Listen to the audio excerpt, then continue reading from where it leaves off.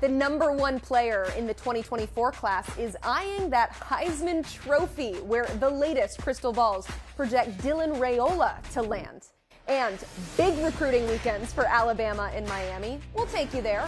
Plus, Sonny Dykes joins the show and reimagines the recruiting calendar. All that and more as the college football recruiting show starts right now.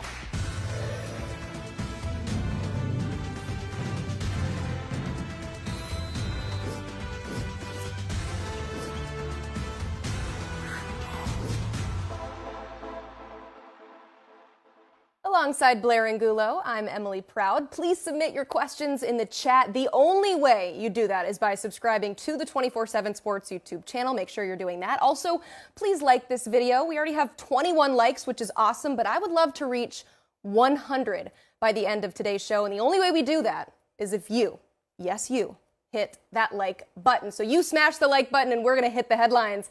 Late Sunday night when you were all sleeping, I was sleeping as well, crystal ball picks dropped for the number 3 player in the 2024 class. It's looking like Oklahoma for Williams Nwaneri following his trip to Norman this weekend. Blair, what would the Sooners potentially get in him? How about some vindication? There were some question marks about Brent Venables, the recruiter, when he was given the job, and some wondered whether Oklahoma hiring a defensive-minded head coach was the right move after seeing Lincoln Riley boat for LA. Williams Nwaneri is a program defensive talent who would further boost and add buzz to Oklahoma's recruiting class. We've got more Nwaneri talk with Steve Wiltfong in just a bit. Meanwhile, LSU landing a pair of commitments this weekend. You got 4-star linebacker Kalaj Cobbins and then defensive lineman Ahmad Bro. LSU now has the number 2 class in 2024. Blair, what do these 2 prospects add to an already strong Tiger class? More quality talent from within the state. I think Cobbins is a heady linebacker who does a great job of cleaning up in the box. And then Bro has some intriguing tools as a pass rushing defensive lineman. Not necessarily earth-shattering recruiting wins, but 2 very nice pickups for Brian Kelly in this cycle. The number 2 quarterback is heading to Ann Arbor to visit. Jadyn Davis is visiting Michigan with his family later this month. The Wolverines lead in the crystal ball. Considering Michigan's woes with recruiting at the quarterback position as of late, Blair, how big is this news for the Big Ten champs? It's another positive step for the Wolverines and Jim Harbaugh, who is looking to add a star quarterback to boost not only the roster, but also the buzz around the program. We know Michigan can develop players, but now it's in an echelon where it has to go toe-to-toe against some big-time schools for some big-time prospects, and Jadyn Davis would certainly be a huge win if they're able to lock him in early. Finally, Blair, you dropped an absolute recruiting bomb over the weekend. Blair bomb, maybe we can get that rolling here. You placed a crystal ball for USC to land the number 1 player in the 2024 class. That's, of course, Dylan Raiola. Steve Wiltfong and Greg Biggins also adding picks for the Trojans shortly after. Blair, what prompted you to make this massive pick?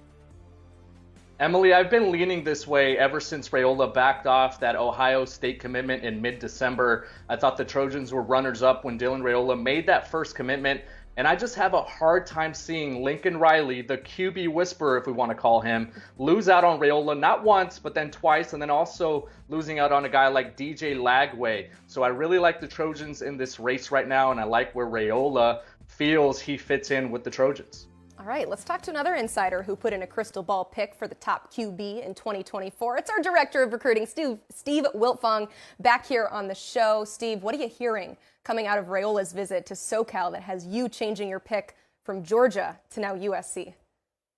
Well, I talked to Dylan Raiola following another visit to USC, and he said it was a blast. Every time I go back, I just love it more and more. And he got a chance to spend time in meetings with Coach Riley and see how he interacts with the whole team, but also getting an opportunity to hang out with Caleb Williams and pick his brain about USC and how he's handled everything was another thing that was exciting for him. But he got to watch a spring practice, hang out with Coach Riley, hang out with Caleb Williams, and I think just as he continues to go through his process here, and he's still trying to get back to Georgia. He's going to visit Nebraska at the end of March. That it's USC that's kind of taken the momentum.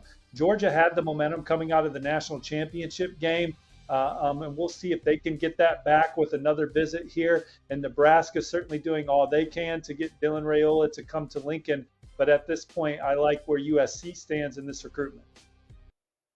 Yeah, Steve, I think it's interesting because I was looking through the comments and the replies on that Twitter message, right? The post that went out from the 24/7 Sports account. A lot of fans are wondering, why would he go there? Malachi Nelson just signed with the Trojans, the 5-star quarterback from Southern California. But then you think about Dylan Raiola, you think about his makeup and his moxie, and I don't think he's shying away from any sort of competition. So I wouldn't expect that to be a hindrance for USC. He knows he has to compete wherever he goes. And that connection with Lincoln Riley is something that gives me a bit of confidence with that crystal ball prediction. I think that whatever he sees in what Riley can do for him as a developer, and then obviously with that offense, all the skill talent that they bring in, it's close to home in Arizona. They're building a new house there in the suburbs outside Phoenix. That would be a driving distance for his family as well. And he trains in Los Angeles at 3D QB out in Orange County. So those are all different layers that I think work in USC's favor. Right behind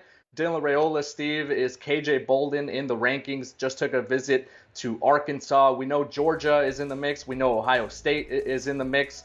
But where do the Razorbacks fall in the mix for KJ Bolden? Yeah, Clemson, Tennessee, Alabama, Florida State, some of the others that KJ Bolden's looking at strongly.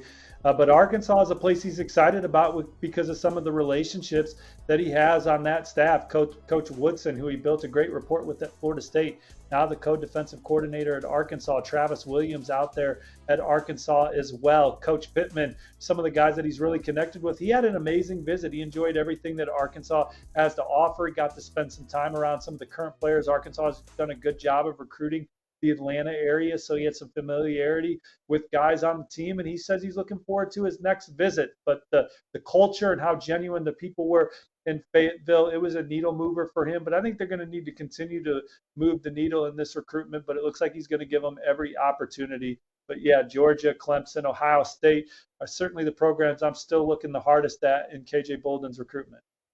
Man, I really wish we had some audio for that video of KJ Bolden at the mic. Looked like they're having a lot of fun there. So we got number 2 player, number 3, or number 1, number 2. That's how counting works. How about number 3 player in 2024? The aforementioned Williams Nwaneri checking out OU this weekend. Steve, what can you tell us about that visit? Well, Oklahoma and Missouri are the places that he's been to the most. He's been to Norman 4 or 5 times now. So with that, he's built phenomenal relationships with Coach Bates, Coach Chavis, and obviously Coach Venables. And again, we've said this numerous times on the show. Oklahoma, they had the 129th ranked defense in the country last year. That is certainly nowhere near where Brent Venables wants to have his defense stand in those rankings. And Oklahoma just recruited the number 4 recruiting class in the country, highlighted by a heck of a defensive haul. And they're right back at it here in 2024, trying to land the nation's best. And there's not a player higher on their board than Williams Nwaneri. And I think he sees the track record of Coach Venables and Coach Bates and what they did at Clemson with so many special defensive linemen. And he believes that they can get things rocking and rolling at Oklahoma in the same regard. So Oklahoma is definitely high on his list. They like the small soul mission program that Coach Venables has put into place there to help kids off the field. And Oklahoma's got a lot going for it in this recruitment, but he's going to go to LSU this weekend. He's got Georgia in 2 weeks, Texas A&M perhaps at the end of the month. He's been to Oregon a couple times. Dan Lanning is from the same city that Williams Nwaneri's from.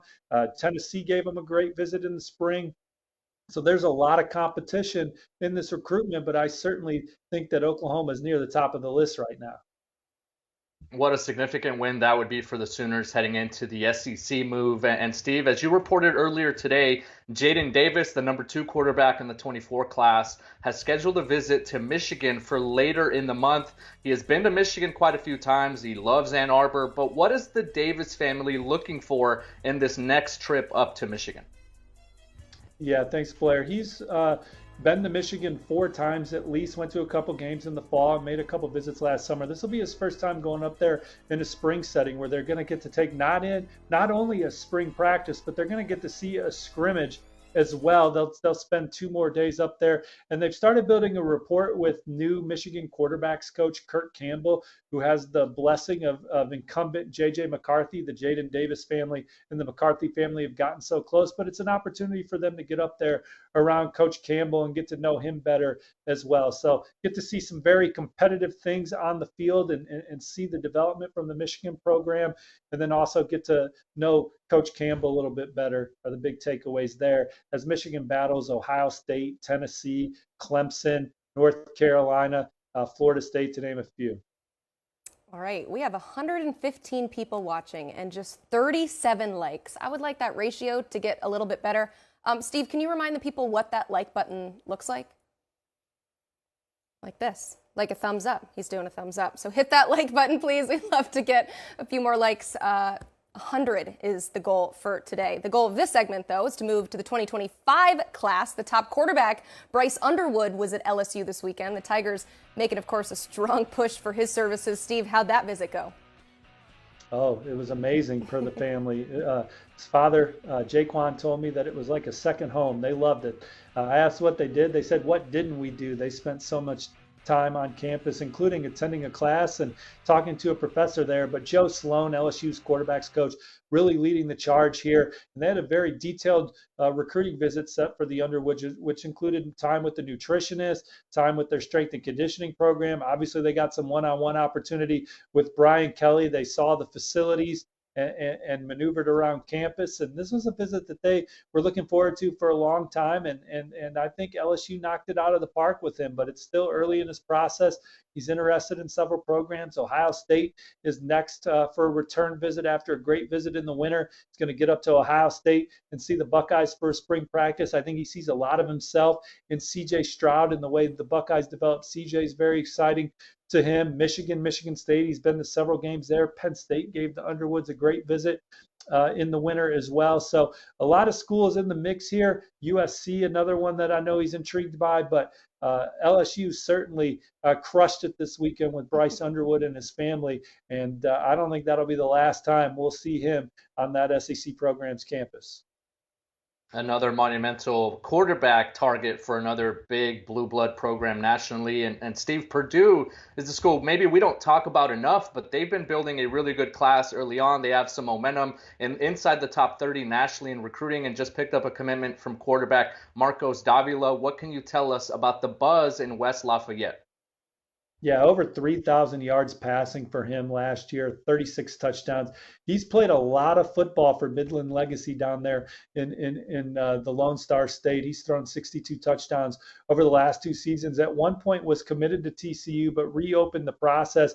Him and Graham Harrell are extremely tight. Seth Dagey over there, him and Graham Harrell have done great jobs together on the trail before, and Purdue's put together a really good staff of strong recruiters, in my opinion, and to go out and land Marcos Davila, who's one of the best throwers of the football in the class, one of the most talented throwers of the football in the class, I think is a big recruiting win for Ryan Walters and company as they try and springboard this program to another level. And they want to add some playmakers around them. And 2 of the best receivers in the country also reside in the Hoosier State, Mylan Graham and Bronte Johnson, and both of them were on campus this weekend. And I talked to all 3 of these guys, and all 3 of them mentioned the opportunity that they got to hang out together and start building a relationship. And both Mylan and Bronte Johnson had over 1,000 yards receiving as juniors, and both have national offer lists. But we've seen Purdue win big-time recruiting battles for in-state guys in the past, and at the receiver position, David Bell, most notably recently choosing Purdue over Ohio State, Penn State, Michigan, and Notre Dame to name some of his offer lists. So Mylan Graham, Bronte Johnson, they both enjoyed their time in West Lafayette over the weekend. And Mylan Graham's going to visit Ohio State next.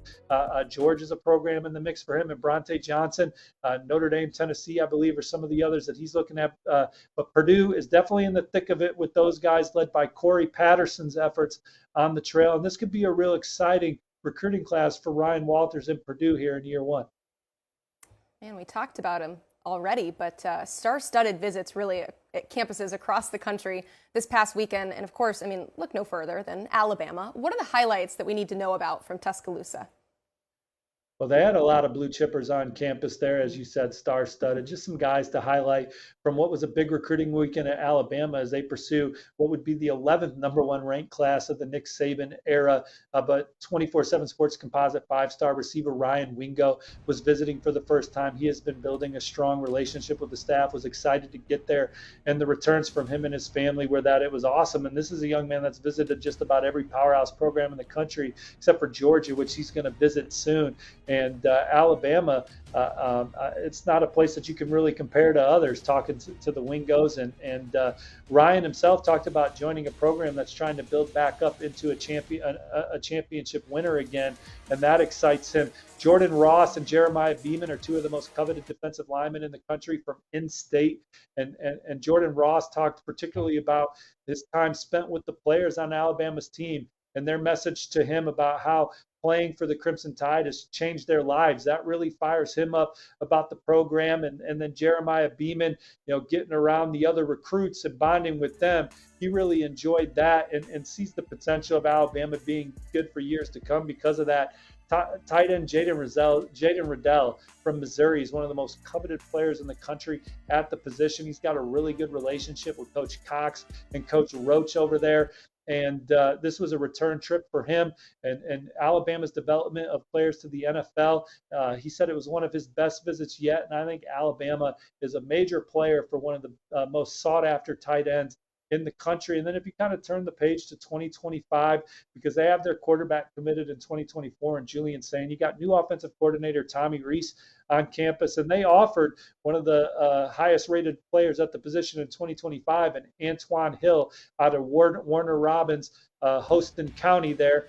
And he said he had a great experience there, got to meet the new coaches, starting to build a relationship with them, talked some ball with Tommy Rees, of course, highlighted the culture there and talked about Coach Saban's presence and coaching style and the track record of first-round quarterbacks that they've had under Coach Saban. It sounds like Alabama is going to be a major player for one of the most sought-after quarterbacks in SEC country. So Alabama, it's more about these visit weekends, Emily and Blair, are more about them getting guys to campus and feeling them out, making sure they have the right makeup to play at Alabama, and then they start deciding who they want.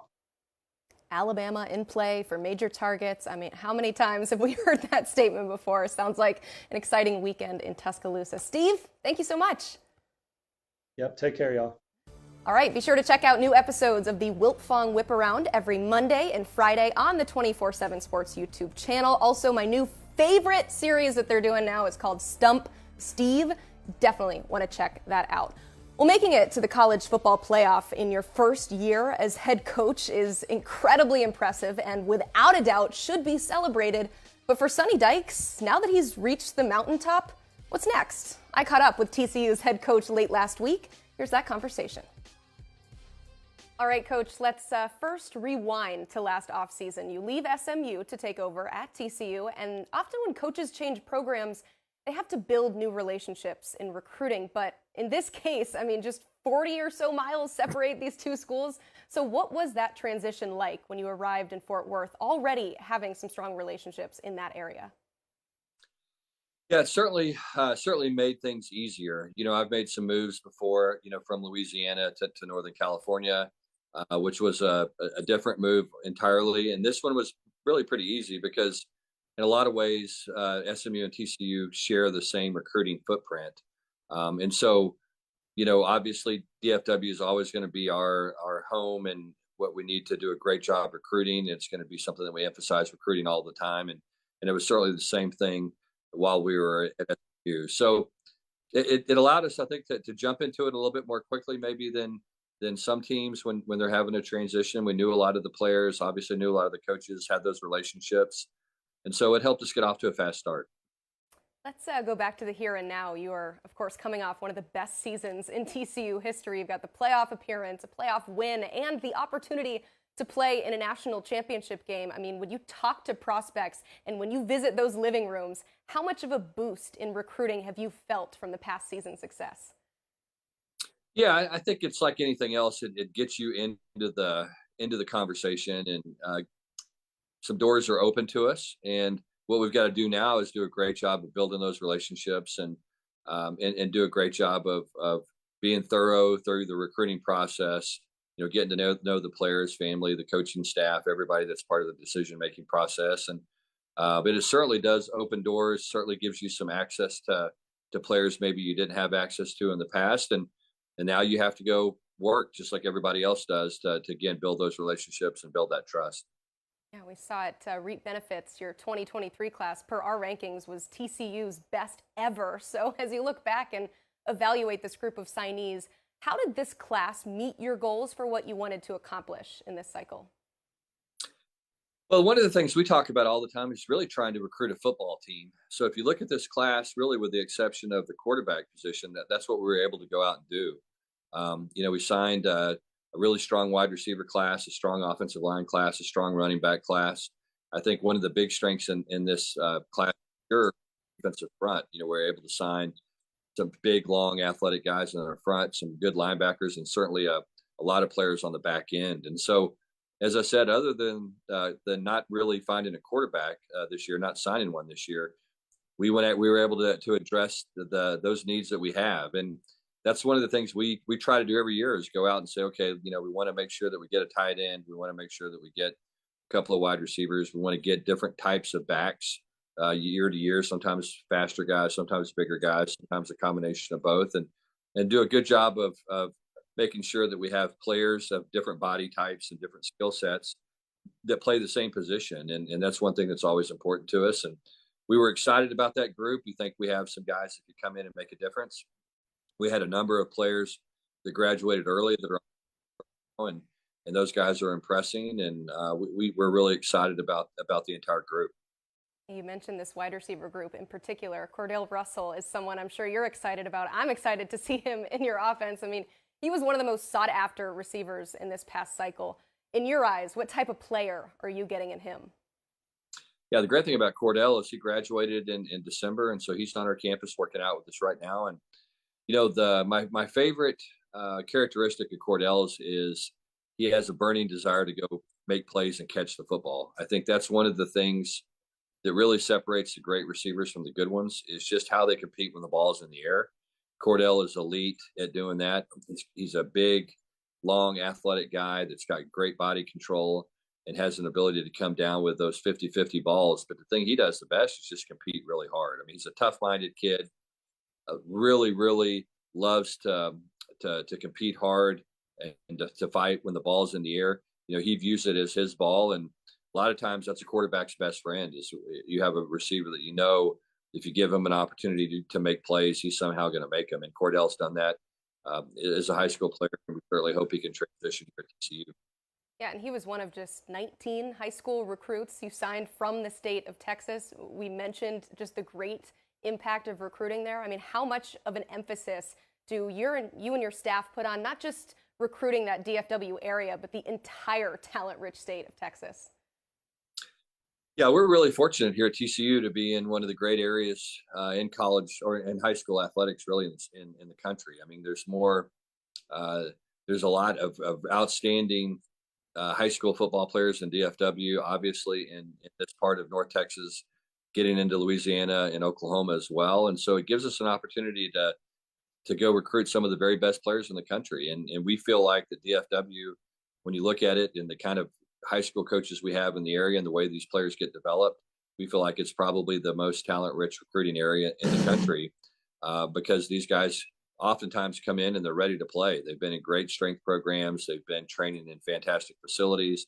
They played in big ball games in front of big crowds, and they've been really, really coached well, and they enjoy playing the game. And so we feel like that's a huge advantage for us to have an opportunity to recruit in our own backyard and then also go across the state of Texas. We've signed some players from down to South Texas, the Houston area, and out in West Texas as well. And great thing about Texas, there's fantastic high school football all over the state. Certainly helps. You got some big changes, though, in the Big 12 this upcoming season, adding BYU, Houston, UCF, and Cincinnati to the fold. So how do you foresee the expansion of the conference affecting your recruiting footprint? We mentioned the Texas side of things, but how much bigger does that map need to get? Yeah, I think it potentially opens up some opportunities for us, maybe in Florida a little bit. As I said earlier, the great thing is we really just have to focus on recruiting our own backyard. I feel like that those teams will certainly gain an edge when it comes to recruiting, being able to say that they're going to play a number of games in Texas moving forward. And if you're a team like BYU and you recruit primarily out west, now all of a sudden you can get into Texas a little bit more. And they've had success, obviously, with Detmer and guys like that in the state of Texas in the past. But I think it probably opens the door for some additional schools to get into Texas. I think it certainly helps Houston and the city of Houston. Having that Big 12 logo, I think will improve their recruiting as well. And I think it'll probably open some more doors for us in Houston as well. So, I think the state's always heavily recruited. There's tremendous competition for the best high school players in Texas. There always has been, there always will be. And, it's going to be fun to see how some of these recruiting battles play out. Certainly. The other side of recruiting these days, though, is the transfer portal. And you've been active there, 9 transfers this past cycle. You had 14 the year before. So what is your strategy for how you use the portal when you're supplementing talent on your roster?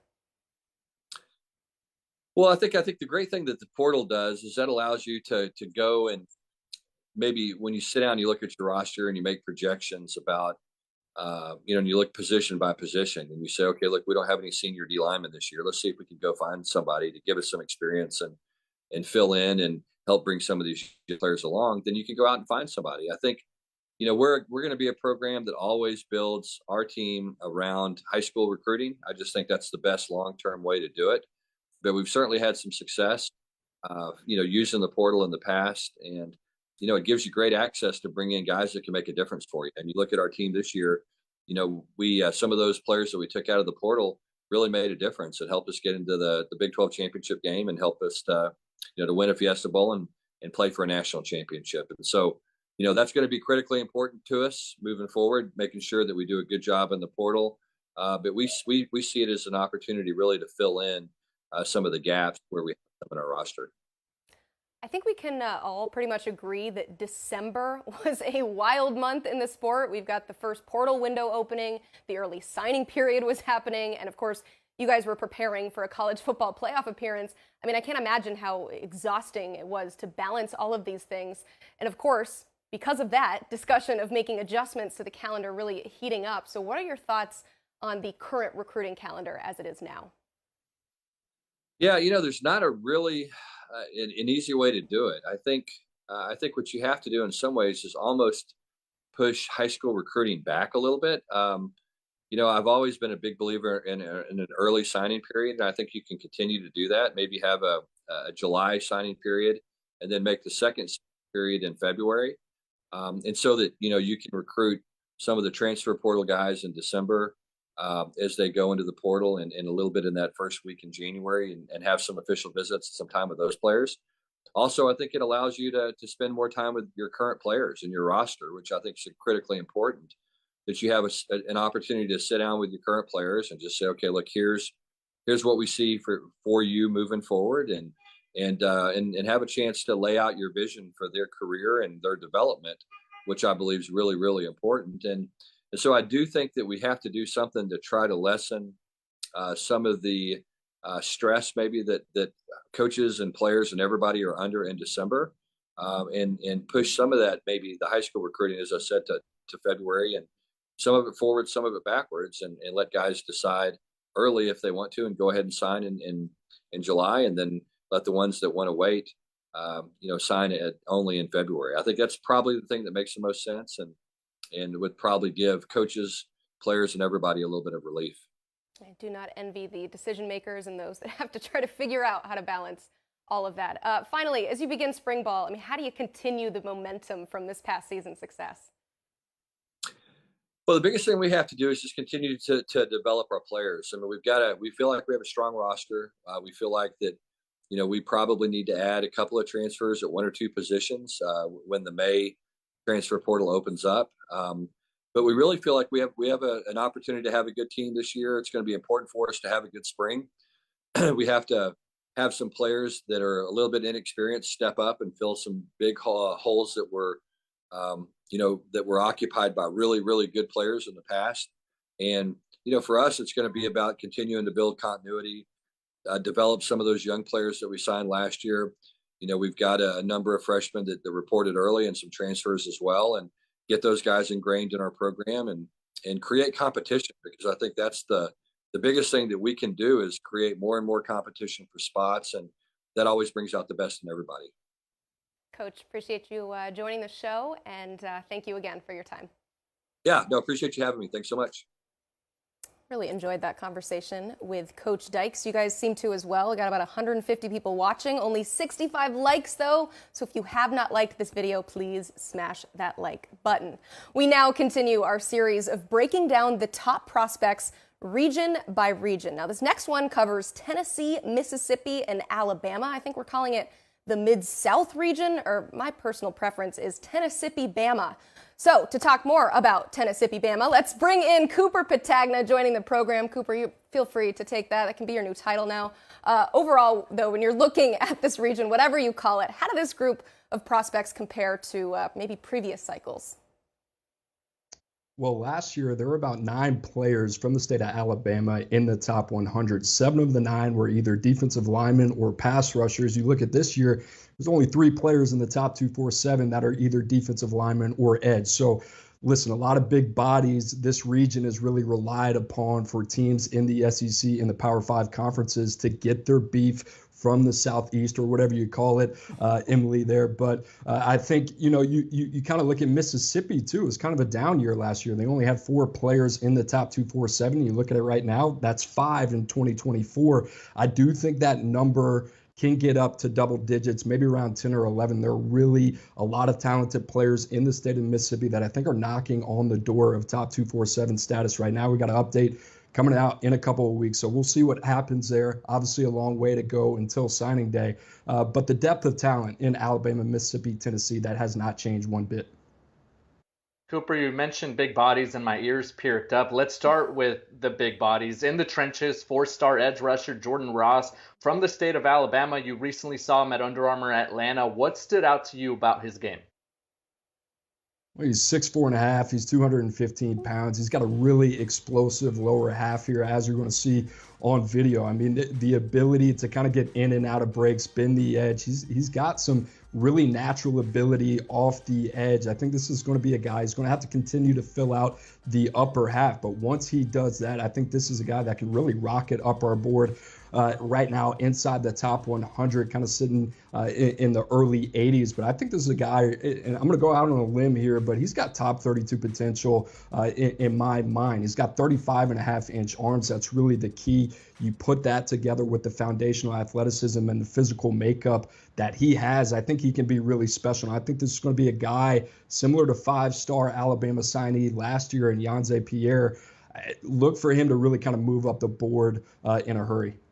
That is quite the comparison. How about on the other side of the line of scrimmage, 4-star tackle Jaquan McCroy? He stands pretty tall, literally, at 6'8". I think we have him as the 5th best in the nation at his position. What makes him such a force on the offensive line? Well, you said it. He's 6'8.5". He's 357 pounds, and he's actually down in weight, and he moved really well when we saw him a couple weeks ago at the Under Armour camp in Atlanta. It really takes an act of God to move him off his spot. You know, you talk about the width of a guy like Jaquan McCoy. He kind of compares to Ohio State's DeJuan Jones, who looks like he's going to be a day 1 NFL draft pick in the upcoming draft. Orlando Brown is a name that comes up as well with the Kansas City Chiefs. These big bodies, they're so hard to get around because of the frame. And we're talking about a guy with 36.5-inch arms. That would be some of the longest, regardless of position, in the NFL. You combine that with his athleticism, the way he moves. He's just got some God-given talent. I know I come on the show every week and I talk about God-given talent, but you combine his size, his athleticism, it's really hard to beat. I think this is going to be another guy that I would really asterisk and kind of watch, because I think this is a dude that can really start to work his way upwards, and I think college programs are really going to circle him as well. Finally, Cooper, 4-star corner Caleb Beasley has been committed to Tennessee since October. And as you know, that doesn't end the recruiting process. A lot of schools have been entering the picture. They've been trying to flip Caleb Beasley. Why are the programs still in pursuit of this fine prospect? Well, he's long. He can play press man, he can play off man, and he's really, really talented and natural when it comes to playing zone corner as well. You see it right there. He had 9 interceptions last season. 4 of those went for touchdowns. This guy's got a knack for the football instincts. They're all there, the ball skills as well. But he is a really natural player. And you think about Tennessee right now, what they've done on the defensive side of the ball under Josh Heupel, it's pretty crazy. I know we talk about it on this show, but you add in a guy like Caleb Beasley, if they're able to hold on to him with Jordan Matthews, some guys like Ricky Gibson as well. Tennessee, what they're doing in their secondary, they got a chance to be pretty special. I think Caleb Beasley is going to be a big part of that. Love it. Cooper, thank you for the time. Thank you. Well, if you haven't already, check him out on the 24/7 Sports Football Recruiting Podcast with Director of Scouting Andrew Ivins. New episodes hit your feed every Tuesday, Wednesday, and Thursday, and you can find it wherever you get your podcasts. Meanwhile, in the Sunshine State, where we now have 4 Power 5 teams, the Hurricanes, well, they have 1 single recruit in the 2024 class. It's a kicker, nothing wrong with that, but compare that number to Florida State, who currently has 9. It is still very early on in the cycle, so let's bring in Gaby Urrutia from Inside the U to give us a little bit more context on that. Gaby, one of the biggest storylines out of Coral Gables this offseason has, of course, been the turnover on the coaching staff. How have those new additions impacted the Canes' recruiting early on? Yeah, I think those additions have had already a positive impact. I mean, you consider Jason Taylor, who is an NFL Hall of Famer, has a gold jacket and a bust up in Canton. I mean, I think naturally along the defensive line, that's going to help Miami a ton. And look, reviews coming out of, just him, even from some of the coaches on staff. Lance Guidry called him a future defensive coordinator, whether that's at the Power 5 level or even in the NFL. I mean, I think a lot of people in the coaching industry, and especially in Coral Gables, think Jason Taylor is a big time hire for them. And now to have him as an on-field assistant who they can send down the street to go look at a major, defensive lineman or fly him out anywhere nationally to go see a defensive lineman, I think it's a really big win for the program. Derek Nicholson, a linebacker that they got from Louisville, he has a lot of great relationships with a lot of 2024 linebackers, guys that, that Miami liked, that Louisville liked, and that relationship is transitioning well. And again, Shannon Dawson, I mean, he runs a wide open offense. It's built for the South Florida pass catcher. There's plenty, locally that Miami would love to have. That's a room that they definitely need to, boost up. They need to get some juice in that room. And I think Shannon Dawson's offense is going to help. And then Kevin Beard, Fort Lauderdale guy. Again, reviews coming out of Broward County are, really positive on Kevin Beard. And again, there's 3 or 4, big time dudes not far from Miami's campus that they feel like they need to have. And then Tim Harris, another Dade County kid, Dade County guy coming from UCF, where he held a co-offensive coordinator title. I think he's doing a really good job with some Sunshine State backs too. So, really excited. I mean, everything kind of coming away from the staff so far has been really positive. And I think that it's been a good boost inside the building. I think people are, feeling better coming to work every day. And I think really there's a renewed energy in Coral Gables from a recruiting standpoint, and even just on the field and the product that they hope to see here in 2023. A lot of recruits had their first opportunity to make a connection with Miami staff this past weekend when the contact period window reopened. And Gaby, this weekend was a big one in Coral Gables. A number of prospects from out on my neck of the woods on the West Coast made it out to Miami. Guys like Brendan Baker, guys like T.A. Cunningham, Aiden Breland. What have you heard about Miami's chances with some of the players from the opposite coast?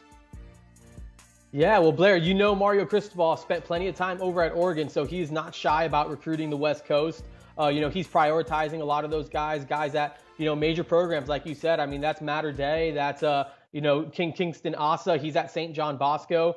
These are guys that he's been recruiting for a long time. I mean, catching up with Aiden Breland, he said Mario Cristobal was the first coach to offer him back in the 8th grade. And I remember a similar sentiment coming from Jadyn Wayne out of the Pacific Northwest in that 2023 recruiting cycle, and he ended up signing with the Hurricanes. So, I think Mario Cristobal still feels really good about the footprint that he had out there. He got a lot of those big-time dudes on campus, and, I mean, those guys got to rush the court with the, Miami student body after the program clinched their first basketball ACC regular title in a decade. I mean, it seemed like a lot of fun. They spent a lot of the day Saturday and Sunday on campus. Sunday was a more intimate time where, it was a smaller group because there was a big junior day there on Saturday. But I mean, I think all the reviews coming out of that are, really, really positive. And again, Aiden Breland is a dude that they have circled at the top of that board. Kingston Oss is a dude that they have circled at the top of that board. Brandon Baker, I mean, they just went out and got the number 1 and number 3 tackles in the country in Francis Mauigoa, Samson Akalola. He was watching both of those guys on Green Tree practice field there on Saturday morning, and Brandon Baker, again, was able to sit in on that meetings with Alex Mirabal. Mario Cristobal coached his older brother at Oregon. So I think they feel like, they have an in there with Brandon Baker. And again, talking to Brandon coming out for that visit, it seemed like definitely changed his perspective of the program. And I think that's always a win. So I think it was a great foundational weekend for a lot of those West Coast guys, a lot of national guys that they're able to get down. And, I expect Miami to be, in the mix for a lot of those dudes. He highlighted a few of the big guys, and considering Mario Cristobal's background, he, of course, understands the importance of a strong group in the trenches. So in this 2024 cycle, how much of an emphasis do you think the staff is putting on recruiting the lines of scrimmage? Oh, yeah, I think it's huge. I think, again, we saw what they did on the offensive line last cycle. I think they'd like to, stack another class or 2 or 3. I think every cycle, if they can go out and, land 2 blue chip tackles, interior linemen, on the offensive side, they're going to go do that. I think they're always going to chase the absolute best because they feel like they have the best to offer, especially along the offensive line.